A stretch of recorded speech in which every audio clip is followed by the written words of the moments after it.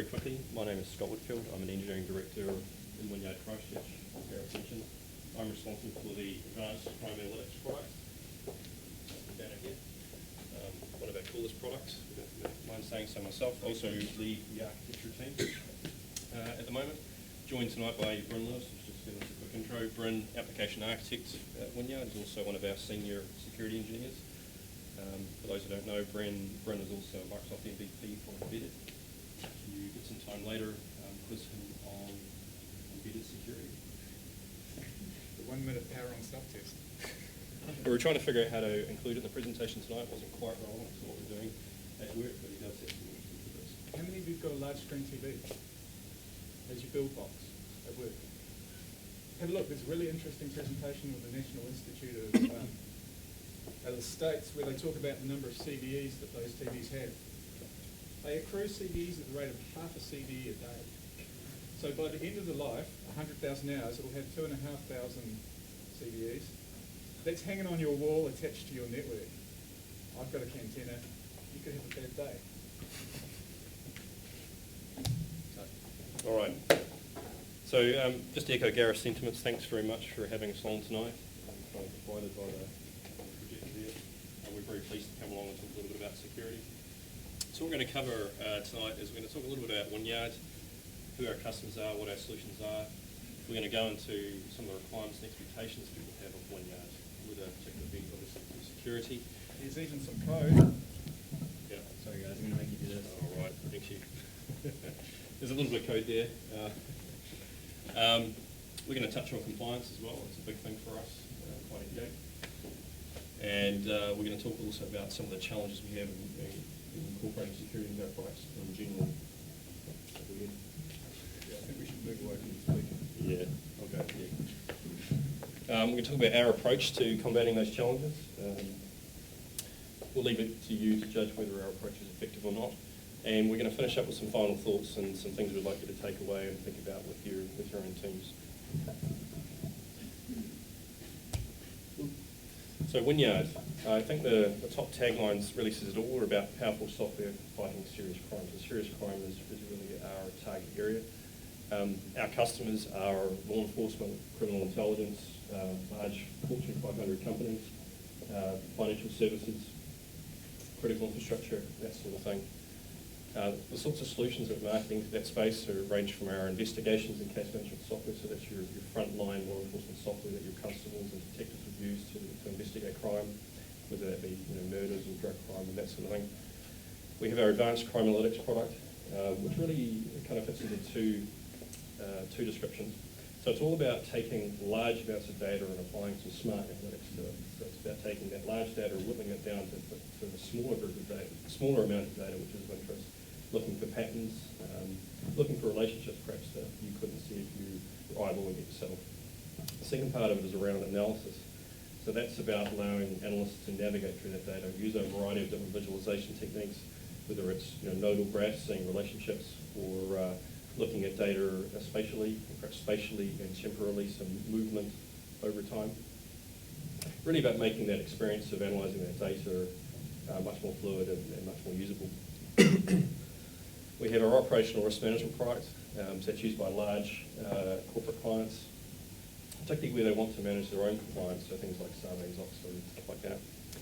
And a reasonably new kid on the block for us is cybercrime, which is very exciting. Global, we have offices all around the world, so just some of the main locations there: New Zealand, Australia, US, Canada, UAE, England. Makes for a very long day when you start off in the morning, having conference calls to the US, and then finish up your evening having conference calls to the UK team as well. Also very exciting. So let's just talk through some of the expectations that our clients have of us. So the top one's pretty much a given: functionally rich, highly capable, usable. That's quite interesting. So Bryn and I have had to hang up our awesome user interface skills. I don't think there's anything really wrong with having a 24/72 grey box on the screen, but our UX team picks up that challenge. Performance, reliable, robust, resilient, scalable, all those sorts of things. Scalable and performance are very key for us for the large amount of data that we hold. We've got interoperable, so we have to be interoperable with our own products. like our case management with our advanced crime analytics, but also interoperable with our customer systems and with their third-party vendor products. And then we get into the core of what we're here to talk about tonight, which is around compliance and security.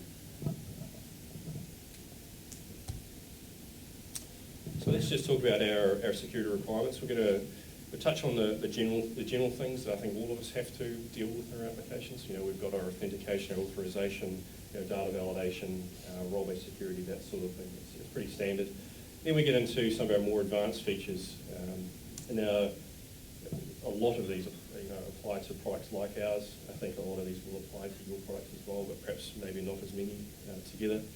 Non-repudiation, so that's very, very important for us. So we need to understand who's changed the data, when did they change it, and actually often why they changed it.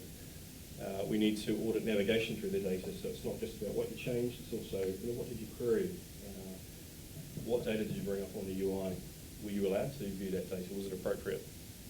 We have entity-level authorization, which is a fairly complex requirement for us, so we need to be able to restrict data down at that row or entity level to a subset of users. And it has two dimensions for us. One is your classification of data, so it's public, nothing good to anybody, restricted, sensitive, top secret, you get the idea. And we kind of call it a horizontal dimension through our data. And we also have a vertical dimension where we're compartmentalising the data. So perhaps you've got multiple investigations and you need to segregate that data so one investigation team cannot see the other one. That often comes into play when you've got things like legal privilege.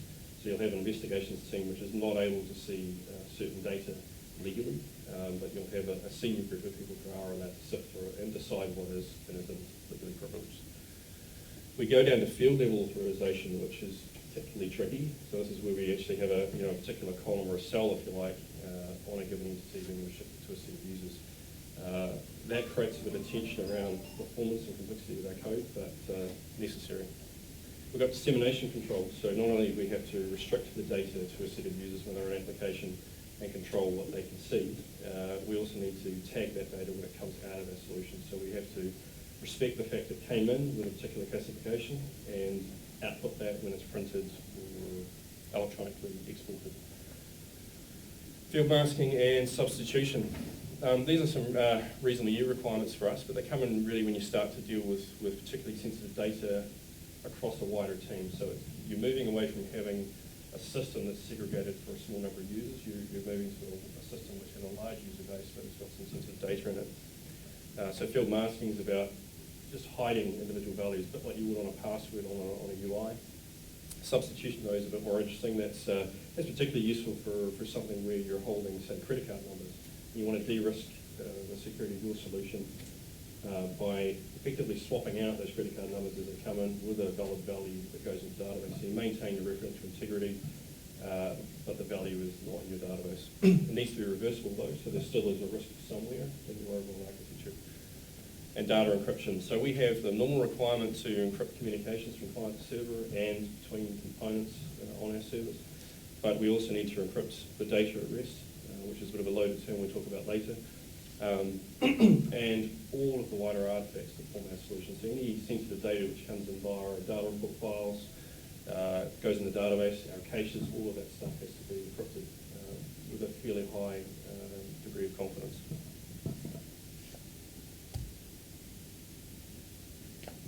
So compliance is a real pain point for us.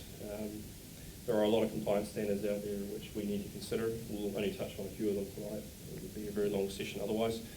So we're required to comply with a number of standards, really just to sell our products. So we get an RFP and we said, no, we don't comply with these things. So if we're selling to the US and it's the CGIS standard there, we just won't be able to sell it.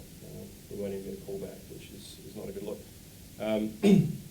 So the ones we're going to quickly touch on tonight, we've got the PCI DSS, so that's your payment card industry standards. We've got our CGIS coming out of the US with Criminal Justice Information Services, FIPS, which does tie into CGIS as well, and the CSG, which is really the UK, similar to CGIS in the UK environment, and of course our all-friend ISO compliance.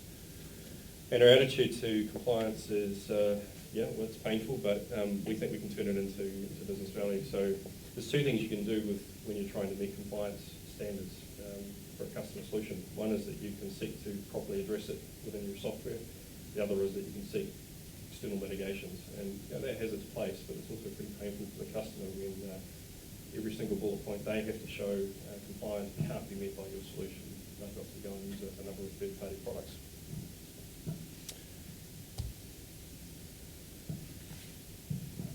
So one of the main influences of our built process is the PCI DSS standards, which are an organisation formed by the major credit card companies out of the States. They've got a standards document. It's 190-something pages long. I actually went through and totted up. I think we've got about a ream of introductory standards documents if you printed them out. It'll be 2 reams if you didn't double-sided. The main things are just hygiene. You've got to build a network, you've got to operate it well, you've got to maintain it.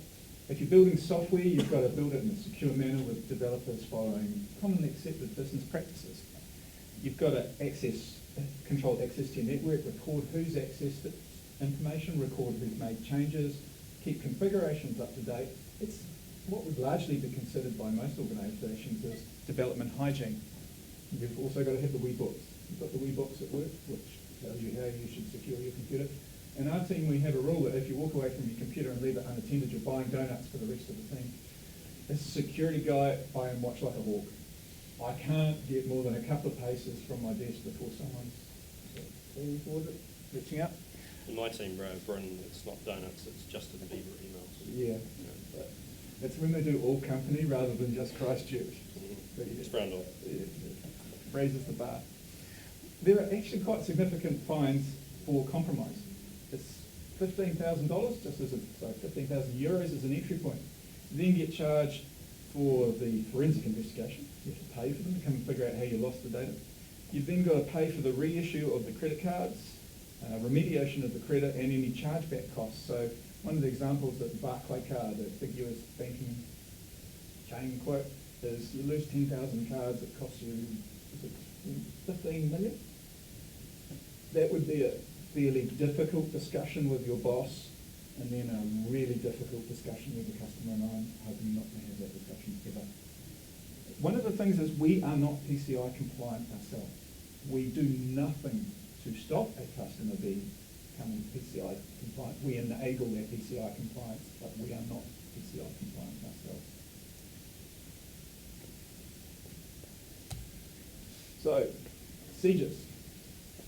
It's a division of the FBI. Now, when you first land on their website, you get America's Most Wanted at the top. And then you drill down and you follow some of their advice, you download their 115-page document.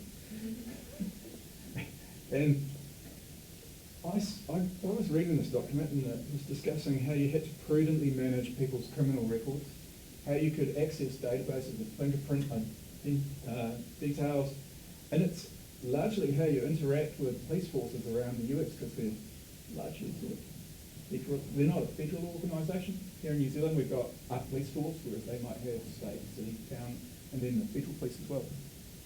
But I did like their spec. It started off with risk versus realism. I thought, yes, someone's got a bit of pragmatism brewing here. And they talk a lot about how you've got to maintain your network securely, control access, and then it's even got some quite surprising detail. They talk about if you take a server out of action, how you've got to first erase and then physically destroy the disks. They talk about how your organisation, if it's hosting data in an external non-certified data centre, has to have the data encrypted so that the people operating the systems can't access it and so forth. It's largely hygiene again. It's stuff that you would do as a matter of course if you were storing sensitive data. It's just the America's Most Wanted bit at the beginning is a bit of a exposure the first time you land there.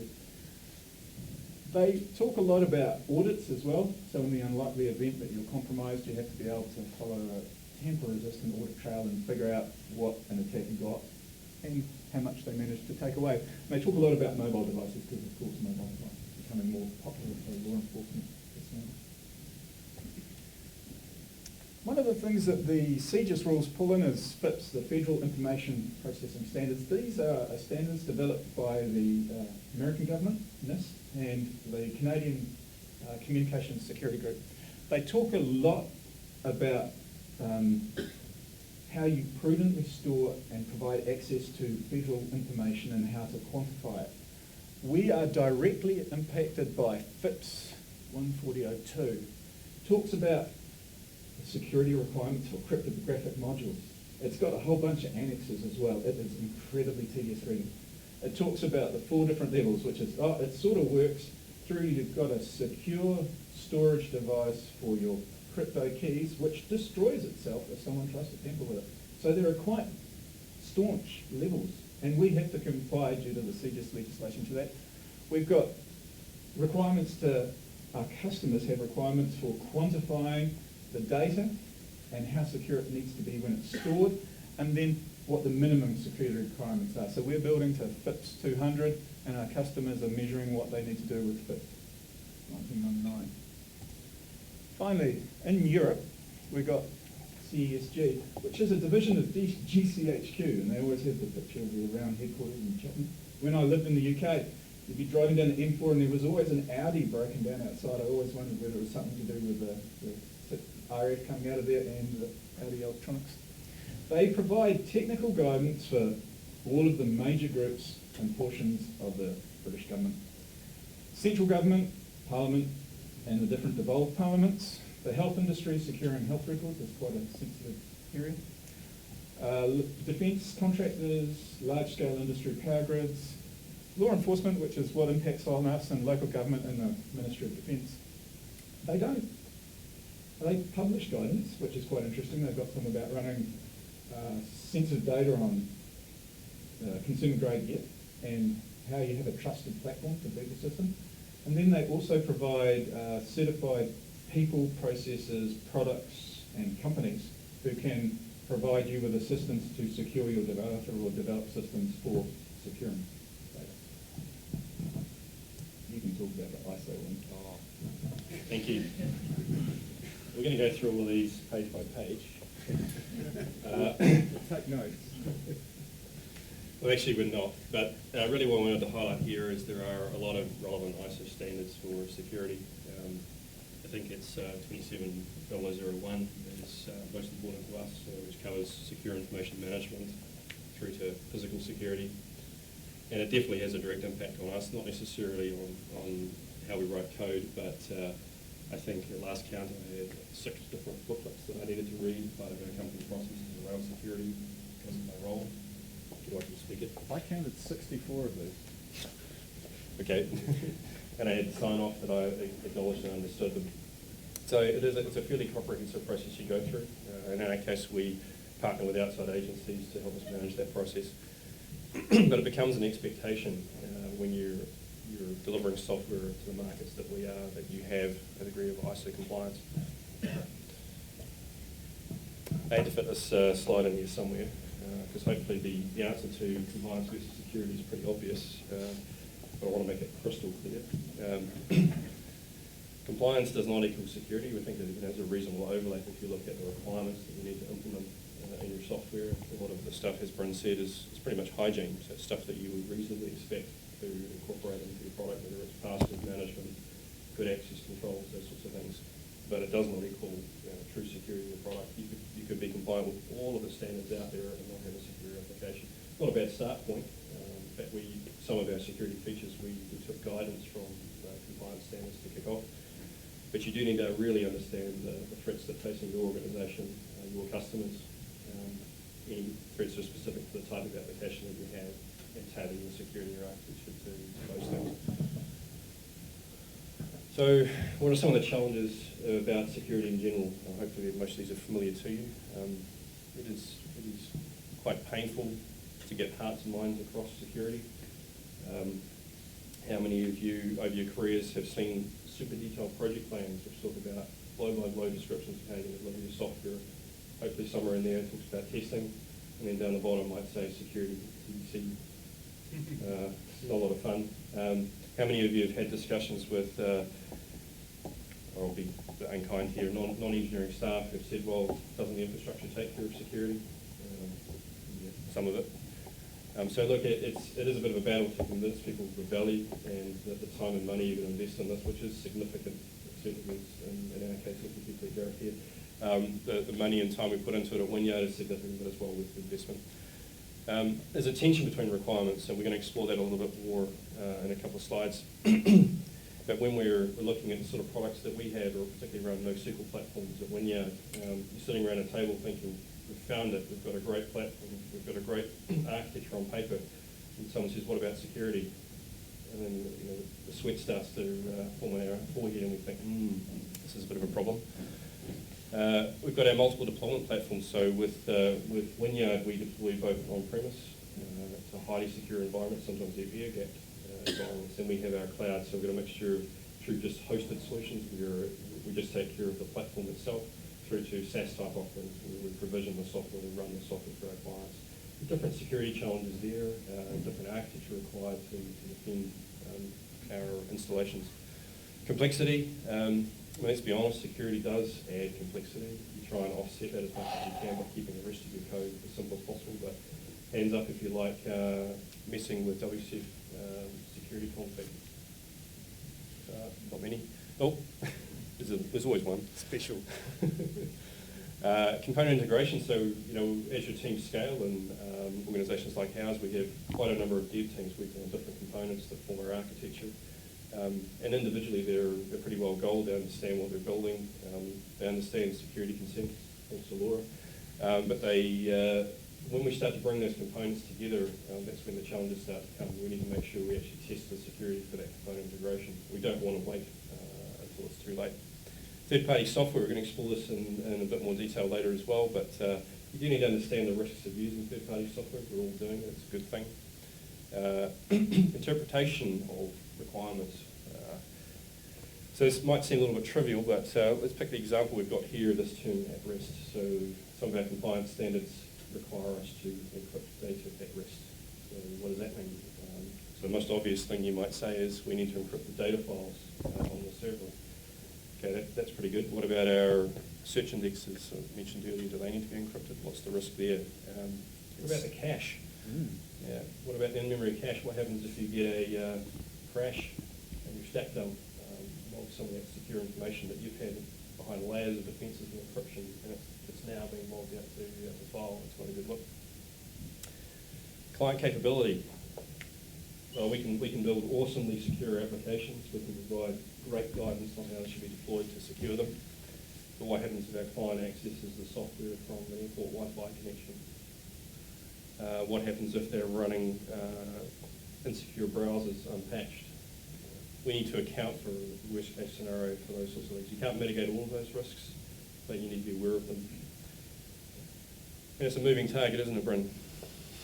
Yeah, it's the joys of keeping up with new security trends, new vulnerabilities, new frameworks that actually will help you with this stuff and your development, your architecture. It's quite exciting stuff, though. And last point before we move on is software security is only the start. So we talk a little bit about this concept of defence in depth a bit later, but it's very, very important. And you could build very secure software and still have it completely exploited. So Bryn's just going to talk about one of those tension points with security and requirements. It'd be bad tripping over your laptop. It would be. So we use a number of data storage platforms. Our first data storage platform had a series of C++ plugins that we're going to talk about a bit later. We have to manage the storage of this data. We have to encrypt it on the disk. We have to encrypt it over the wire, going to and from the storage engine. We've got a soft model database in the application I work on. So a user designs the model, and then they assign security based on their soft model, and even some of those pieces of security can have a temporal aspect. So you can say that after this particular date, people will be able to see this piece of data. So we have to evaluate that sort of rule on the fly. And that impacts quite a lot on performance, and particularly with issues like reporting, where most of the time people just expect to be able to write some SQL and poke around in the database. We have to log both business and developer-focused events. So we might log some developer-focused event information, and then we have to log a business event information saying that Scott opened the screen, looked at this piece of data, modified this field, and then saved it. We then have to make sure that this audit file can't be tampered with, or it's tamper resistant. We put on different volume, put on encrypted volume, make it harder for an attacker to mop up any signs of their presence post the event. And then each of our individual subsystems have got to confirm that they are trustworthy. For example, the cache, we have to confirm that the cache is the cache we are looking for. If we bring up another Cassandra node, we have to make sure it's a Cassandra node we brought up rather than a rogue operations person collecting data and trying to harvest data out of the system. We've got architectural decisions which impact things greatly, like caching. We looked at a couple of different caching products and they were immediately disqualified because we couldn't secure them. And then when we drilled into a couple of others, their approach for security was somewhat liberal. The problem with a cache is it's sitting on your network, unless you tied it down really well, someone with a wee bit of knowledge can send off, in effect, approaching the telnet textual requests and get data back, and that would be a really bad look. We've got to security trim the data sets. In the database, we know who the user is. We can then trim out the rows and columns, and in some cases the cells that they can't see. That's quite a processor-intense process. It takes a fair bit of CPU to go, yep, Scott can see that cell. Nope, Scott can't see that one. And iterate through the data sets that are coming back. We use a free text search engine to let people search for keywords and phrases. Those are notoriously difficult to secure. If any of you have looked at the Lucene docs, there's a thing about encrypting the system by modifying the FDIR class and adding AES, and it was about 4 years ago, and then everyone lost interest because it got too hard. And I understand why. What we do is we take the search results, we then compare them against the security arrangements in the database, and then filter that data set as well. So sometimes you can get some odd things where you reach into the database, pull back 1,000 records, and the user can only see 10. And you have to go back and get another 1,000 and repeat that process. NoSQL is great. We use a lot of it. But historically, it's not very secure.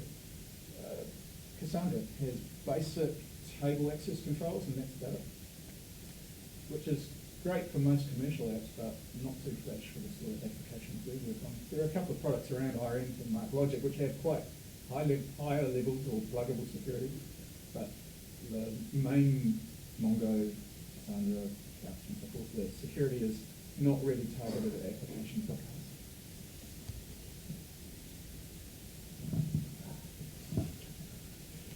I got the slide because of the third bullet point. I've got to remember how to pronounce it. So I just want to talk about some of the impacts on usability for applications. So these are things that we see. Password policies. This seems pretty trivial. Certainly when we started, we put a very basic password policy in our system. I think it actually came from PCI DSS, very, very simple, recognised standard. First major client we approached, they had vastly different ideas about what a password policy was. They gave us a bunch of new requirements, so we softened the system up, we made it more configurable. And we started to look at various compliance standards, and that started to get very, very painful. So what ended up happening there is we ended up building a very, very soft system to configure that aspect of our security. But then it actually had a downstream impact on the user's experience on the front end. You need to find a way of feeding the stuff back to users effectively. Aggressive session timeout. So we talk a bit about this when we talk about defence in depth, but one of our strategies is to manage sessions very, very carefully. So we have a number of different strategies for that. But it can get a bit annoying if you wander away to grab a coffee for 5 minutes and come back and find that we've logged you out of the system. The Bell La Padula, or BLP. So this comes in when you're dealing with very sensitive data. So for example, US government agencies, if they're holding sensitive data, they will often have a requirement to enforce BLP. What BLP means is that two things. One is you cannot read up. So if you've got a classification that's higher than the one you've got clearance for, you can't access that. That's pretty obvious. And I think that would apply to the normal corporate world as well. But the other one is no writes down. So say I've got top secret access to an awesome file on my laptop, and I want to give Bryn access, but he's unrestricted. I can't change the level of access on that file. I actually have to go through the hoops of giving Bryn temporary elevated access for a period of time for a compartment of data to that level of clearance. That would be pretty frustrating for most corporate users if we enforce that all the time. So that becomes a configurable component of our architecture. ACLs versus things like role-based access control. We started with role-based access control on most of our applications. We very quickly found that didn't meet our needs, but vast difference in terms of complexity, both in terms of the software engineering required to truly do ACLs effectively, but also in terms of the management of it. So dealing with very fine-grained permissions for 5 users versus 5,000 or 10,000 is quite a different scale. Comprehensive event auditing. So we just heard about the facts that we need to audit for non-repudiation, so all the changes and who did it, why did they do it, but also the navigation. The usability challenge here is really just making sense of that. And also, as the tamper resistance talks about, if I'm going through all of this effort to protect that data, then how does someone even use that? What's the value of that audit anymore if I've secured it away over here? But certainly the usability of the auditing data, we've had several attempts ourselves to go through and make it better, so make it more usable to end users. Repeated credentials verification, so for certain sensitive processes, maybe doing an export of data. So imagine you're logging into a system which contains a lot of financial transactions, maybe some cardholder data, and you say, okay, yep, indicate, go away and get a coffee. Bryn pops up, you just spotted that, 2 minutes, so he's within the session timeout window. He goes, oh, I'll export all that, thanks. And ordering donuts. And orders the donuts, but takes the entire file of financial data. So how about we prompt for user credentials again? Usability, bit of a problem there because it's a bit annoying, but also a bit of a pain if you have to enter in your 4-digit PIN and your 12-digit two-factor authentication code as well. Complexity of deployment. So as we said, with the security, we find that we get a significant increase in effort in terms of the complexity, and that certainly comes in terms of deployment. Part of our strategy, which we'll talk about later, is to default that to very good values, so take away that extra effort from our services team. And the complexity of operational procedures. So you need to make it easy for people to see security artifacts. There's not much good for an ops team if you've got 20 odd log files going in every different direction, plus event logs, plus this, that, and the other thing containing sensitive events. Chances are they're probably going to monitor just a handful of them and miss the important things.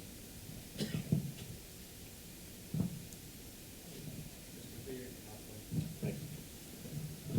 So, FIPS 1402. Our original data storage engine had these C++ pluggable modules. So it was a sort of an IKEA solution, some assembly required. So we worked with the vendors and we were building the C++ plugin to secure the data at rest, encrypt it on the disk. And we only encrypted the bits of each record that the customer could see. So there was a fair bit of evaluation going on there. We also encrypted the data over the wire so that all of the systems that connected to the system, they'd have like a distributed query engine, data storage engine, and a whole bunch of other bits of magic. And all of these pieces had to have their data streams encrypted. Had to work across different Unix platforms and Windows. So in the Windows world, if you want to store some secrets, you use the DP API, which is good. In the Unix world, there's a bunch of different choices, which makes it quite difficult. There's no one consistent choice. So if you wanted to store secrets on a Mac platform versus on a Windows platform or whatever, it's made it more complex. We then were guided in our choices of algorithms and the key sizes, and because we were building our own plugin, basically we ended up at OpenSSL.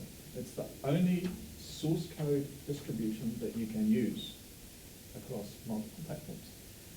It's large. There's a lot of it, very intense code. The one function that we care about is FIPS mode set. That turns on a post process. So in my world, in the little embedded world, the post process can take like a minute while it checks that everything's happy, it's not been tampered with, all of the responses are right, everything like that. It takes a minute. But that's on a megahertz rather than a multi-gigahertz processor. Once you turn on FIPS mode set, it also restricts the APIs you can use, so you can't use some of the lower level APIs, which are harder and easier to screw up. Then, because it's a source code distribution, you have to say that you've used it and not modified it. And this made both Scott and I smile. You can't actually download it. You can't download it and then check the hash and make sure you've got the right version. You have to make a donation, and then they post you a physical CD. So sitting on Scott's Scott's desk back at work is a CD from the Open SSL Foundation with the source code on it, and we have to verify and certify that we didn't mess with it. The envelope said it was from Open SSL. What I was getting at. Trustworthy. So, we had some unexpected challenges as well. Basic developer, it worked on my PC.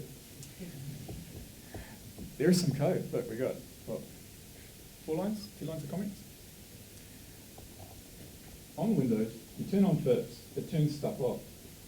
Due to a legacy compatibility issue, when Scott was talking about management at scale, we got one customer who's got 50,000 stuff. You can't force a password change if it's a global operation with 50,000 staff. That's going to end in tears. So we were using MD5. We ran this up on a box, we weren't thinking, we turned on FIPS, it blew up.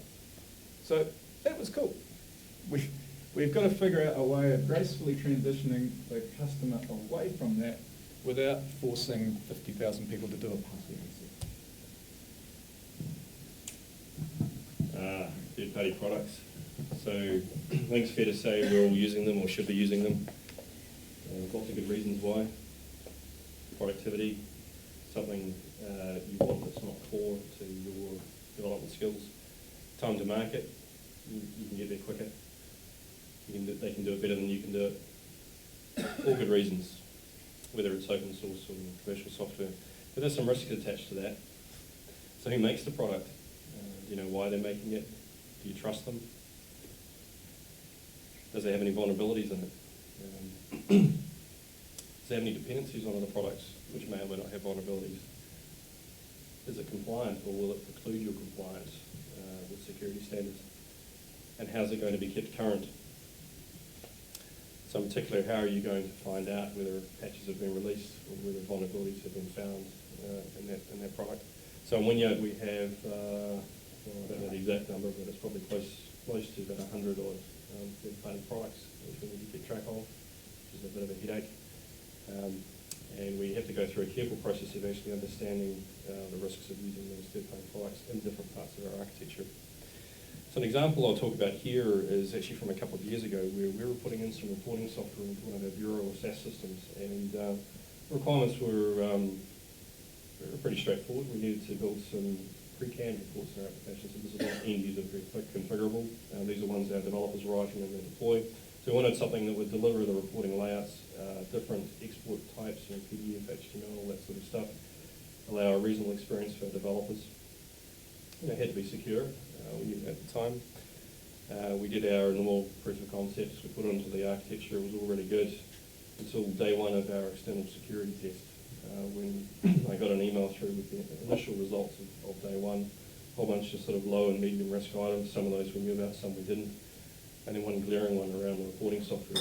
It turns out what had happened is that had a vulnerability in there where you could authenticate to the system. So say I authenticate to the system, I run a sensitive report, we do our data validation, do our data authorization, do those checks, we generate the report, I pull it down. Then what I could do is I could take the URL, I could send that across the network to Bryn. Bryn's got much less access than me. But what he was able to do was authenticate back into the system, post that URL into his browser and regenerate that report. No data authorization checks, nothing, so pretty serious. Turns out that in this case, the third-party piece of software had a sort of undocumented feature. It seemed, as far as we could find until we went through the source code, it was doing some caching. It was doing that caching outside of our trust boundary, so we had no protection over it.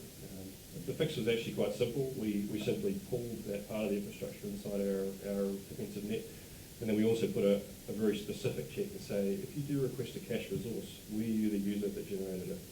We don't really care if there's a little bit of extra time if Bryn needs to do the same report and he's genuinely allowed to we go through those checks. We need to make sure that users who aren't authorised to that original data can't do it. So I talked about some of the challenges. So how are we actually dealing with that at Wynyard? There's a number of things we do, and this isn't fully comprehensive, but the first thing we seek to do is understand the risks facing us. So who are our attackers? Bryn's going to cover off some of the ones that we consider to be relevant. Who are they? What are their motives? What are their methods? How skilled are they? There's quite a spectrum. Putting a threat model together to understand how you're going to mitigate those threats within your architecture. We put together a set of security principles, so these are things that guide us in our architecture and development and testing and those sorts of things. Was really what we're trying to avoid there is every time we had a new feature going around this mill again and making these key decisions about what's important to us and what's not.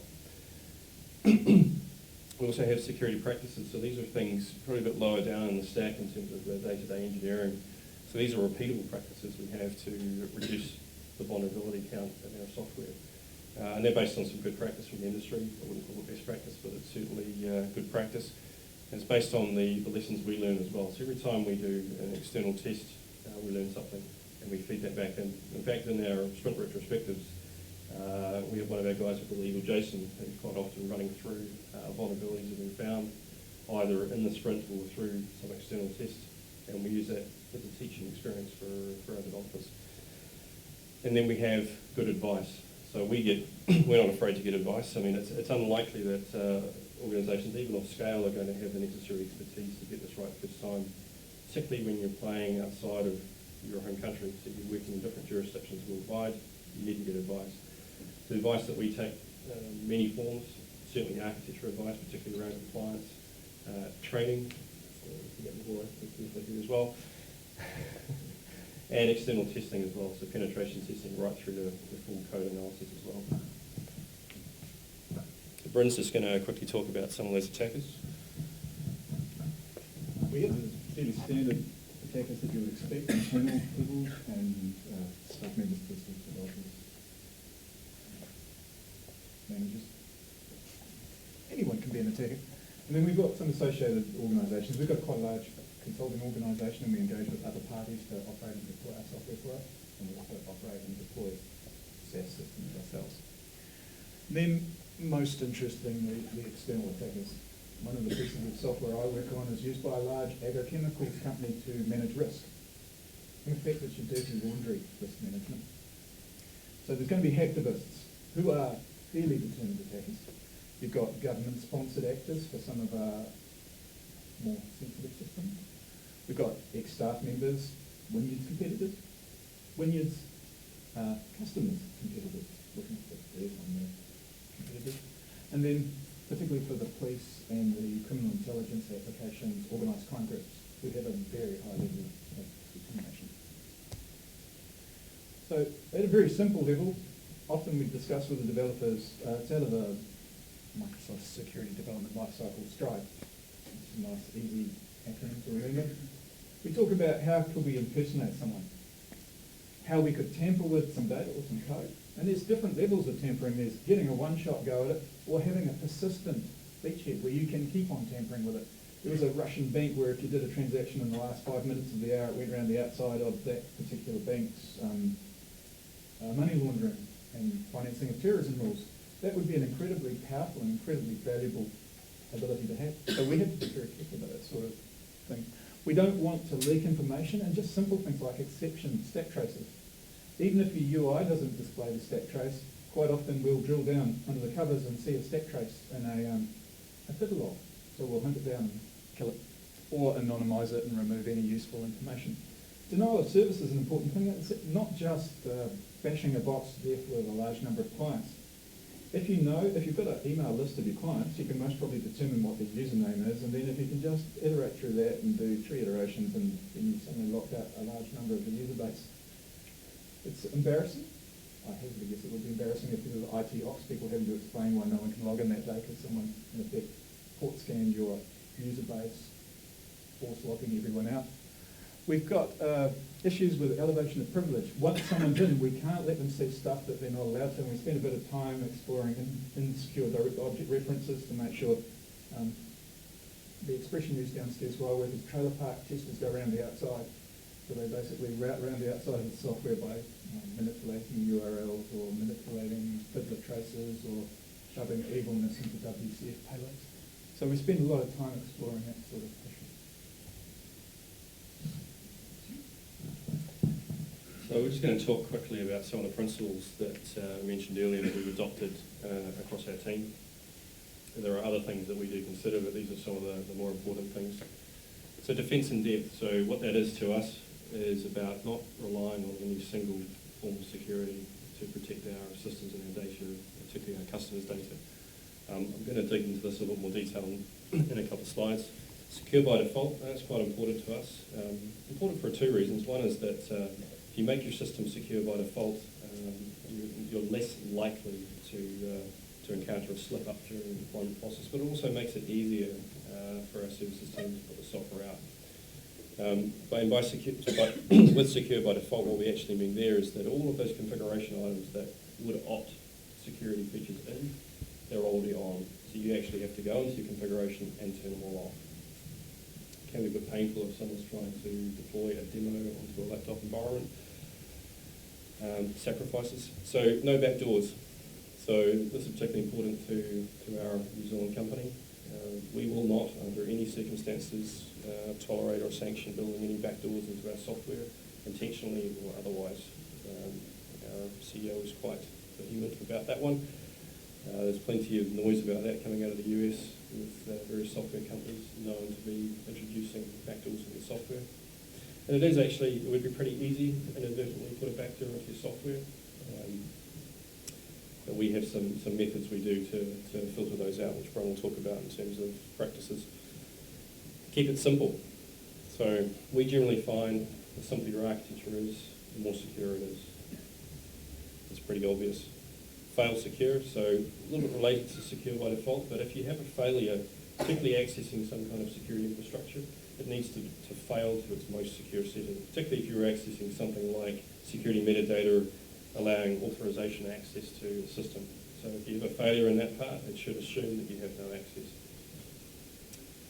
Trust no input. So I mean, this is pretty hygiene stuff really, particularly on the front end. That's the most common thing people think about when we put this bullet point up. So you've got to secure your front end UI, the fields, make sure you don't get injection attacks, etc., etc. Starts to get a little more subtle when you have other technologies like leucine and things like that in there. You get different forms of vulnerability. But for us, this goes a little bit further. So it's not just the user's front end of the application. This is all entry points into the application. So if we're doing data ingestion from files from a customer, so these are things we haven't put into our ingestion framework. They've come via maybe an SFTP transfer from one of our clients. We whitelist the data. So we scan it all. It's pretty intensive. So it has an impact on performance. And it also has an impact on usability when the client gets a response file back to tell them what data we threw away because we didn't like it. A bit painful. Little Johnny drop tables. How many of you have heard that story? Quality. We find there's a direct correlation between quality and security in our applications. I wouldn't necessarily say as your quality increases beyond a certain point that your solution becomes more secure, but certainly in the other direction. If you're battling quality issues in various components of your software, chances are you're going to have security vulnerabilities in there. Least privilege. You all know what that means. It's not really an architecture principle or a design principle, but it is something we need to consider in the way we build our applications. When we deploy our applications, it's designed that every component of your service runs with the least possible privileges. So this doesn't really stop the attack itself, but it minimises what the attacker can do once they've got in. This last point here, everybody is responsible for security. So there is a sort of an attitude, a prevailing attitude. We've seen that the architects will take care of it. We'll get a security tester to take care of it, but that's not enough. It's too late, in fact. If you're going through an external security audit every time and you're finding hundreds and hundreds of faults, you won't be able to justify fixing all of those. You need to stop the rot very early. Everybody involved in building the software and even deploying the software needs to be involved in security. So along with our own principles, we follow the OWASP standards pretty closely. In fact, we train our engineers in the OWASP top 10. I can safely say that we have found vulnerabilities across all of these in our software and we have patched them. So all of these things are quite relevant. We have not, touch wood, had an attack that breached on any of these things. And these are certainly a moving target as well. So hopefully you can read this slide. This is my onion around defence in depth. So this is just illustrating some of the measures we have in place in terms of the layered security. So I'm just going to talk through some of these. So around the outside we have a traditional infrastructure security. That's your firewalls, access control rules. It's your physical encryption perhaps you've got on your server disks. OS patching levels, making sure that's all sorted. That's your ciphers. Maybe you've got some very clever network appliances that can apply packet inspection rules. Moving inwards from there, we get into configuration. Then this is a pretty big area. This is where, in fact, if we review a deployed environment that we've put together, this is where we probably find the most vulnerabilities in a given instant. So configuration for us, we need to make sure that we've minimised the attack surface. So if it was WCF, for example, if you've got endpoints that aren't required, get rid of them. They shouldn't be there. They're just another thing for someone to attack. Cross-domain, HTTP headers, SSL, TLS, all of those sorts of things, making sure they're all actually engaged and working as you would expect. We move on to authentication, so we've got the normal sorts of username, password checks, a little more complexity because of the compliance. But on top of that, we have that aggressive session management we talked about with our sliding windows for access, which are quite small periods of time. But then we also have a fixed timeout, so that if you do breach an active session, you can't keep prodding it alive. You'll eventually get kicked out of the system. And then we have two-factor authentication, which actually beyond a lot of the other measures we've got is exceedingly effective, particularly if you combine it with the strong session management. We move on to authorization. So we have a layer in our architecture where all of this stuff applies. We authorize the functional data access, permissions-based. We do a lot of validation of the data inputs. We make sure that the data that you're passing in for a given operation is what we'd expect. And if not, we'll either back it out or we'll massage it into shape. And then auditing. So it doesn't really prevent the compromise, but is an essential security measure nonetheless. And then we get into the crown jewels around our data access, and we have strong encryption. We have, in some of the systems, we have rules which will not encrypt sections of the data until authorization checks are done. So there's not even a vulnerability there where someone can intercept your encrypted payload being unencrypted before the authorization check is done. And then coming in here along the side, we've got a least privilege. So all the way through those defences for differing levels of the layers, we're running with the least privilege access. So we've got user accounts that have been specifically set up for different processes with lower levels of access. So Bryn's going to talk a little bit about now some of our mandatory design and code processes. All the developers in the audience, when Scot said mandatory design and development processes. So we have some checklists. These are laminated sheets of A4. The developers mark them up with a pen, whiteboard pen, and then at the end take a photo of it saying, yep, we did that, we did that, we did that, we did that. My personal fave, ensure no DIY crypto or hashing. It's surprising though, you've got to be paying attention. The issue tracking system is a useful thing. You can find issue-prone modules, issue-prone people. You can spot patterns in the software that's created and the code that's created, and you can direct your tests most effectively because you don't really have enough time to read every piece of code and review it. We use these teachable moments. You get someone, you go, so if an evil person passes in a null there, well, let's do it. Fire up the door, shove in a null, and they put a blank but not empty string in there, and you press go, oh, look, we're in. And you can see someone go, oh. And then part of me is thinking, I hope they're just going all about this one and not all the other ones that they've just realised exist. We have an audit trail for the code and for the source code so that we can go back and say, at this time this was changed and we did this because of this ticket. So it's not onerous. It's interesting actually sometimes, particularly in the issue tracking. And then my personal fave, which very, very few people do, is pre-bugging. You launch the software inside the debugger, you put breakpoints on every decision point, every case switch statement, whatever your language has, and you push the code around inside the debugger and make it barf. Because how many times have you had an application barf at you and it's just come up with some heinous error message, not being able to find some string resource or a null reference exception? Those sort of failures are where attackers can get a wedge in and start learning about your system.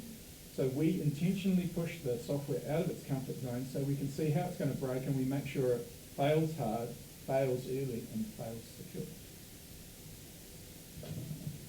So just before I talk a little about implementation, I'd just like to conduct a bit of a straw survey.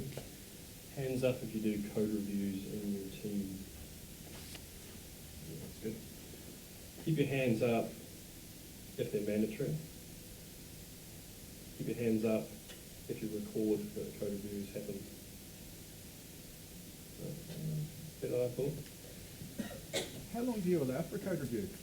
For example, if you're reviewing a textual document, it's roughly 20 minutes per A4 page, dense A4 page of text. Most code reviews are pretty light. They're more of a dog and pony show or a show and tell rather than a code review. So along with our internal engineering practices around building the software, we also have processes around making sure the implementation is done right. So there's a diagram down the bottom right-hand side there. It's intentionally blurred so you can't make it out. This is actually a reference architecture for secure deployment of our application. So this is our best foot forward as far as how we would securely deploy this in a hosted environment. We work with our own engineering teams, professional services, and in some cases directly with the customer to make sure that they do that correctly and to talk through any trade-offs they need to make as they wind back security, and it does happen. Soup. So this is around our software of unknown provenance. This is how we deal with that third-party software risk. So we have a process whereby we assess new third-party software coming into our team to make sure we understand it, it's commercially viable, and we understand how we're going to monitor those vulnerabilities. We'll talk a little bit more about that in a second. And training. So we have a mixture of formal and informal training within our teams. Obviously encourage our teams to do a bit of self-learning around security. We attend a number of the security conferences, including KiwiCon. We put all of our engineers, I think barring a couple of new arrivals, through one-day training with Laura on the OWASP Top 10, which we found was very beneficial. So even if people knew some of the items that are covered in there, it really grew and expanded their minds as far as what they needed to know. The other thing we do, which is not specifically training, but as part of our competency frameworks, as we grow people through different levels of roles, so junior, intermediate, senior, we have sections in there around security.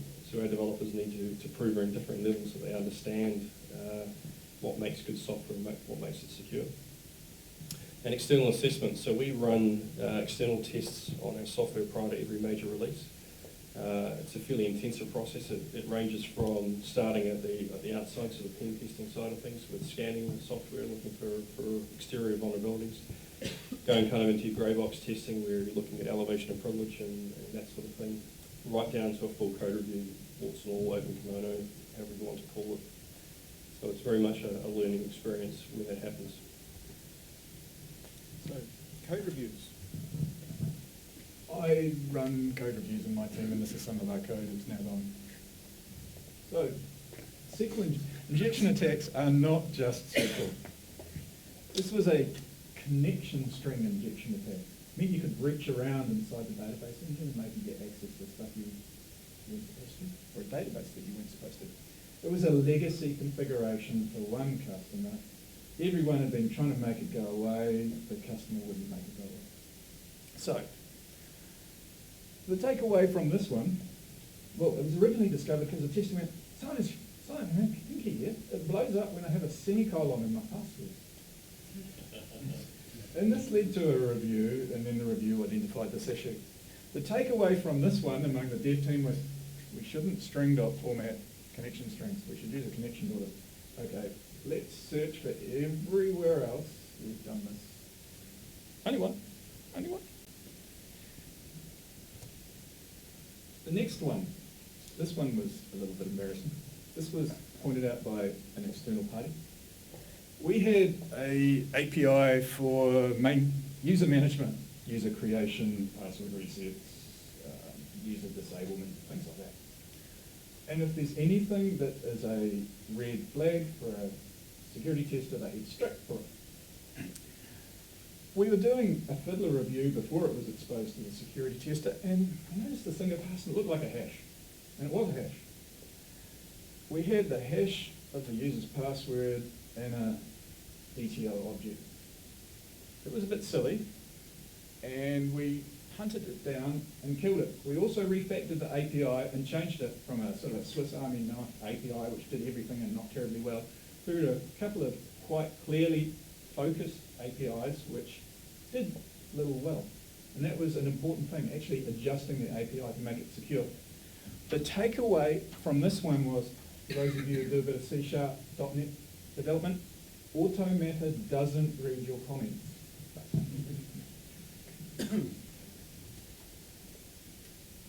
Oh, Heartbleed. This one was a good one. So, you don't only review source code. You've got to review other people's source code. We had this application with a soft model. We had to build a service which reached into the soft model, translated the soft model into something that humans could understand. We borrowed the code off another team. We took a copy of it and then we forgot about it. And it sat in our source control and it got crufty, quite crufty. We had a version of OpenSSL baked into our reporting tool, which was only used, funnily enough, by our customer, a single customer, I think. Same customer who had the other backward compatibility issue.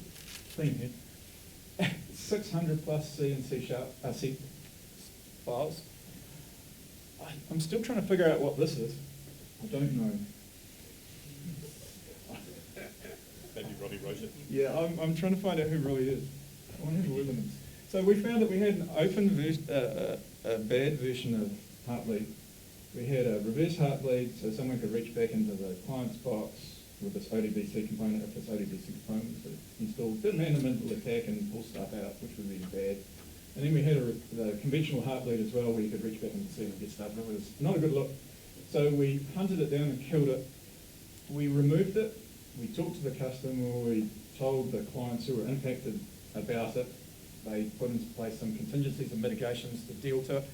And now when you run the installation software, it removes it. And I don't think it gives you the choice about removing it.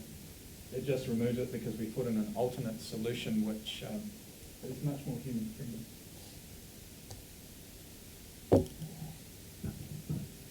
I think I've already talked about this quite a bit already, but I'm just going to go through it very quickly. So this is our SEEK process. This is the process we apply when we're assessing third-party software.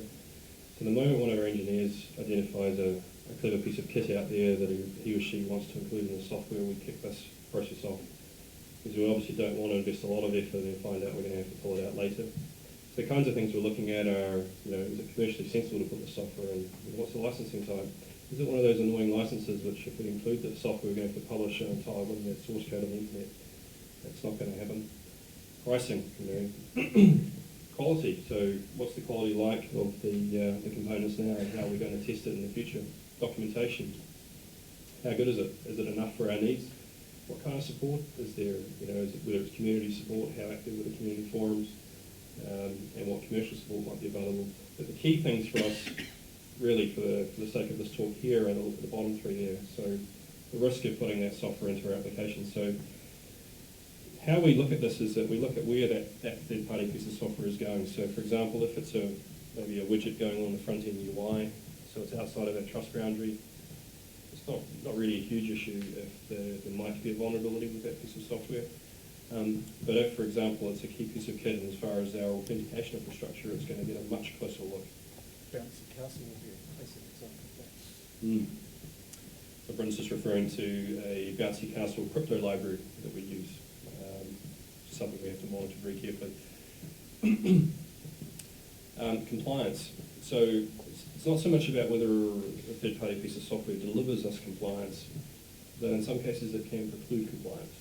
We've encountered that a couple of times where either through specific mention or through a dependency that third-party software has meant that we're not going to be compliant with the standard that we need.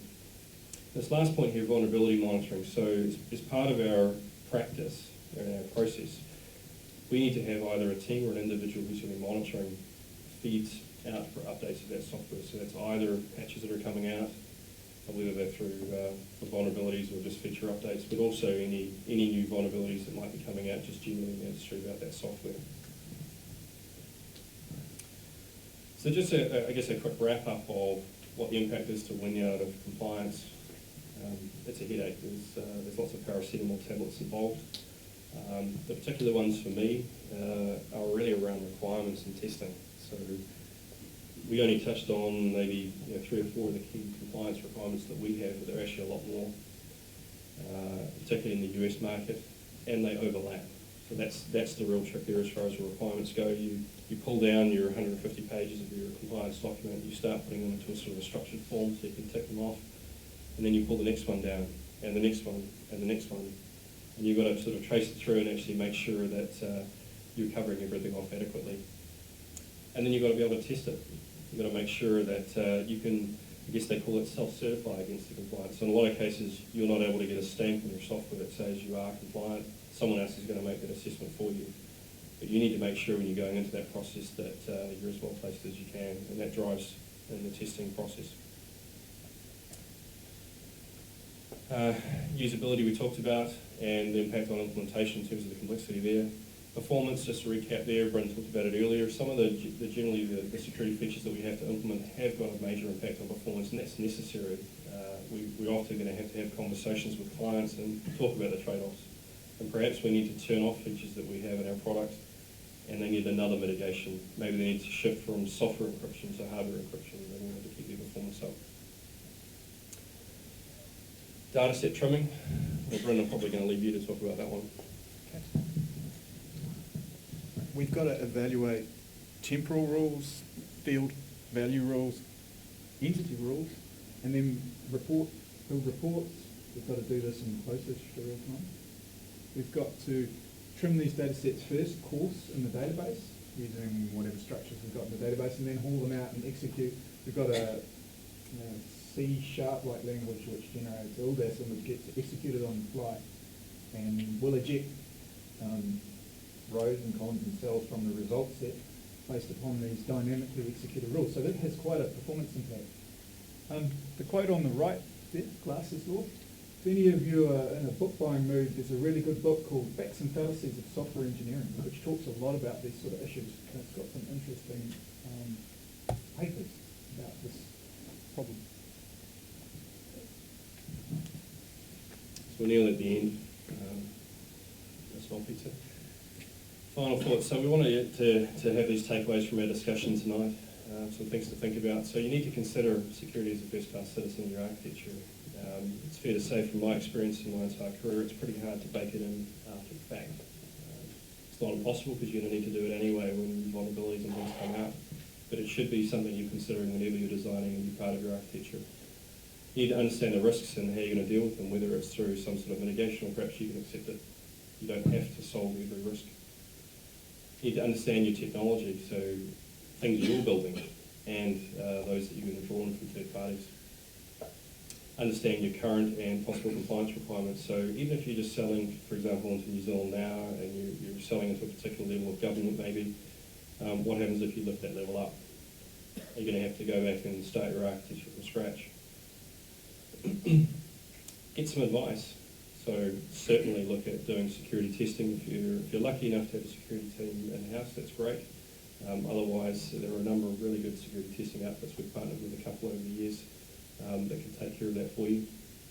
Get some consulting, so particularly if you're going to move into some quite complex architectures and move into different jurisdictions. There's plenty of companies out there.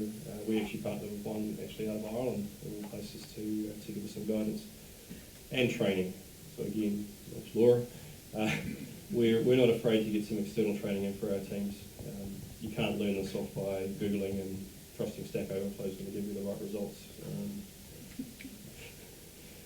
Yeah, and just another plug there about downloading anything to do with DIY crypto, just don't do it. Security moving target. So look, you can't sit still. We've done some pretty aggressive performance testing, so not performance testing, security testing over the years. You can't do it and then wait a couple of years and then do it again. It's got to be a continual process of assessing it and seeing if you're still okay. And complexity is the enemy of security. Bryn's a big favourite of this. It's something we try and bash into our developers. I would love to write complex software. I do as well. I've caught myself a couple of times. We like to solve problems. But the more complex your code is, the more likely you're going to put a security vulnerability into it somewhere. And this last one, a little bit controversial, but you do need to prepare for when you will have a breach. So there will be a time when someone will get some level through your architecture, through all of your defences. Hopefully they don't do much. Maybe they get a bit of data. Maybe they've got access to your systems for a small period of time. Or maybe one of your staff and they've got the admin password. That could be pretty nasty. But you need to prepare what you're going to do in the event of an incident. So you're going to shut the systems down. You need to have a think about monitoring for placement or changes to your environments. Maybe someone did get in. Maybe they changed something. And then how are you going to notify your customers? It might be a very difficult conversation. You need to have those processes there. And last slide for tonight. This is a quote I took off our Chief Information Security Officer, Michael Ornsberger, which I thought was pretty good. Defenders have to close every door. Attackers only have to find one that's ajar, and it's an unfair fight. And I couldn't agree with this more. Thanks very much for having us here tonight. If you'd like to understand a bit more in detail about some of the things we do, come up and talk to us one-on-one after this. Thank you.